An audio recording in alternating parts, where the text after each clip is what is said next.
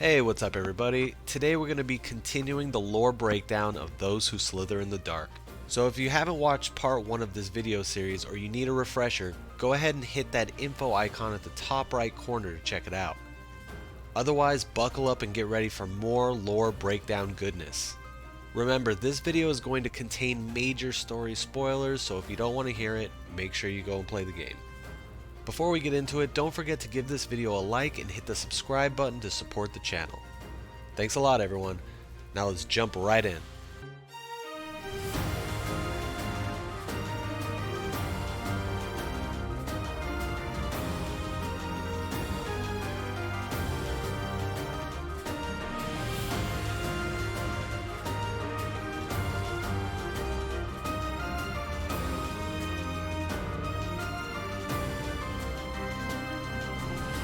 Around 1,000 years have passed since the death of Nemesis, and both sides of the fight seem to dig in and decide to build up their strength for one last battle.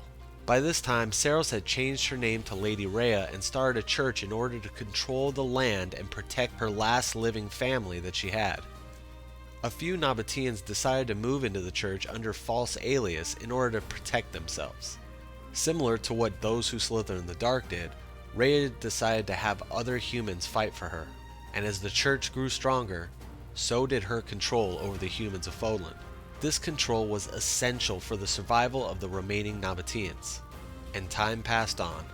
In fact, so much time had passed that the descendants of Those Who Slither in the Dark and the survivors of Xanadu didn't really even know each other existed. Throughout the Golden Deer storyline, Rhea for the most part had no idea what was causing such a ruckus in Fodlan. But both sides did know that there was devout followers of the goddess and those who slither in the dark who opposed them among the lands. This was reason enough to try to conquer each other and impose their will on the rest of Fodlan. Rhea increased her control as a means of survival, while those who slither in the dark did the same, but for nothing more than revenge and the destruction of the church. Knowing how strong the church had become, Those Who Slither in the Dark knew the only way to topple the institution would be through infiltration. The leader of this infiltration, Thalos, at some point assumed the identity of Volkard von Arundel, a noble house leader of the Adrestian Empire. It is unknown exactly when Thalos assumed his identity, but at some point people began to notice that his mood and mannerisms had changed. Volkard was once a devout believer in the church and regularly donated money. However, this changed and he stopped giving his donations. This is probably around the same time that his identity was taken by Thalos. So why was Volkard chosen to be an unfortunate soul of Those Who Slither in the Dark? Well, since the Empire's ruler Ionius IX lost most of his power after the insurrection of 7, Volkard had access to two important people, one being his niece Edelgard and the second being his sister, Edelgard's mother, who was married to the king of Fargus. With Ionius IX losing his power, this also allowed him to control all of the nobles of the Adrestian Empire as well. He was basically the puppet master of the empire at that point, and was free to cause turmoil throughout Fodlan. He did this by separating his niece from her mother. This allowed Thalos to experiment on Edelgard and her sisters in order to bring out their crest and use them as weapons against the church. But this also allowed him to manipulate Edelgard's mother into taking part in the assassination of her husband, the king of Fargus, all while deflecting blame to the people of Duscur who were massacred for it. Though the manipulation of the queen wasn't directly caused by Thalos himself, it was done by another secret infiltrator, Cornelia, under his direction. Cornelia was known as a mage of the Adrestian Empire and left to serve King Lambert in the Holy Kingdom of Fargus. She saved the kingdom by putting an end to a devastating plague that was ravishing the people of Fargus. Cornelia was praised by the kingdom and was known as a protector of the Holy Kingdom. Unfortunately, soon after, she too had a shift in personality, but her good deeds allowed her to be trusted by the kingdom and put her into service for the royal family. Queen Patricia, missing her daughter Edelgard, confided in Cornelia for help.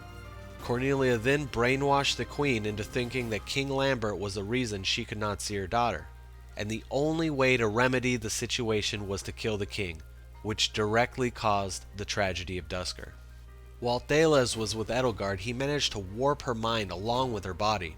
turning her hair white and making her believe all of the problems in the Empire stemmed from the existence of the crests and noble houses. This was important considering those who slither in the dark had killed all of her siblings or drove them crazy while conducting experiments on them.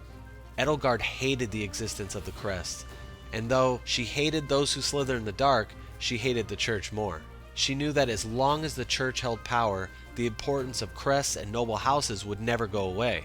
And since she was in line to rule the Empire, her only choice was to go to war with the church. Edelgard decided that despite hating those who slither in the dark, she needed to align herself with them in order to defeat the church. She employed Mercedes' brother, Yuritsa, to disguise himself as the Death Knight and carry out the tasks demanded by the Dark faction. These tasks mostly included the kidnapping of children at Garreg Mach for their experiments, breaking into the Holy Tomb to search for the remains of Sothis, and generally being the head of security for any duties that needed protecting. But mark my words, Edelgard and the Death Knight were not loyal to those who slither in the dark, and even thought of them as being disgustingly evil. The Death Knight even warned Byleth that they needed to evacuate Erenrod before the Dark faction leveled the city, which says a lot considering the Death Knight was obsessed with killing. The Dark faction didn't stop there. They managed to infiltrate Garreg Mach itself. At some point they did the old switcheroo again, this time replacing the monastery's librarian Tomas with one of their henchmen. Tomas was recommended to Garreg Mach by the House Ordelia 40 years prior to the events of the game. Being there for so long, he was a trusted member of monastery staff, which is also why he was selected for replacement by those who slither in the dark. At some point, Tomas left the monastery, but rejoined again few years before the events of the game. It was during this absence that he was most likely replaced by a member of the Dark faction. Soon it was revealed that Tomas was actually Solon, a powerful mage aligned with those who slither in the dark. He was the person directly responsible for turning the people of Ramire Village into rage-filled zombie-like humans. However, he didn't stop there. By using a human heart, he conjured a powerful forbidden spell which banished Byleth and Sothis into a dark realm.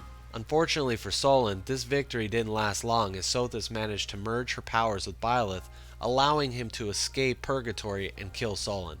And in case you were wondering, no, Sothis isn't gone forever. If you watch her S support with Byleth, you learn that she comes back and is just as colorful as she was before.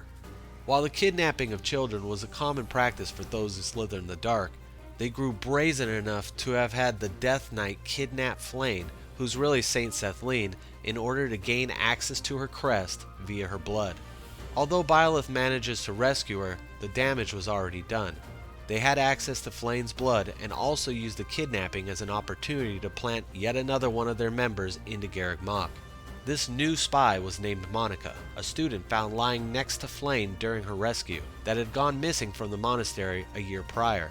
Once Monica was back at the monastery, her personality shift was noticed immediately, but this was shrugged off as being a side effect of prolonged captivity.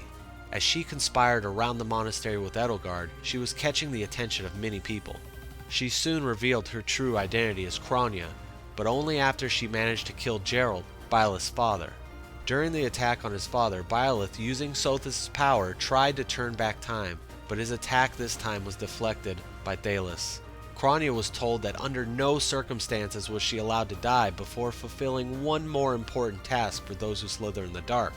Unfortunately for her, that task included having Solon use her heart to conjure the forbidden spell of Zaharos, which was what sent Byleth into the Dark Realm, only to have him escape soon after. After trying to weaken the church from the inside, those who slither in the dark decided to show their face in an all-out battle with Garreg Mach. During the fight, Rhea decided she needed to transform into the Immaculate One in order to fight both the Adrestian Empire and those who slither in the dark. However, after Byleth is blasted off a cliffside by Thalos, she and the church are defeated and forced into hiding. This was a major blow to the church and allowed the Adrestian Empire to conquer most of the lands. Hope for the church was almost lost, but just like the hero he is, Byleth wakes up and leads the charge against those who slither in the dark. He manages to gain ground by defeating Cornelia at Erenrod. However, the Dark faction strikes back by firing their missiles in order to level Byleth and the city. Now this is where the endings branch off a bit in regards to the fate of those who slither in the dark. In most of the routes, those who slither in the dark either die completely or become leaderless and must go underground once more. However, the best ending for those who slither in the dark can be found during the Golden Deer route, Verdant Wind. In this route, Hubert is able to trace the missiles aimed at Aaronrod back to their dark faction's base. This base, if you can remember, was called Shambhala. Here, a last battle is fought by the Church against those who slither in the dark. Once Dalus is defeated, he decides to use his missiles to strike at Rhea while destroying Shambhala in the process. But being the sneaky little faction they are, they left a parting gift for the Church upon their death. The destruction of Shambhala awakened an ancient enemy of the Church, Nemesis and his 10 elites.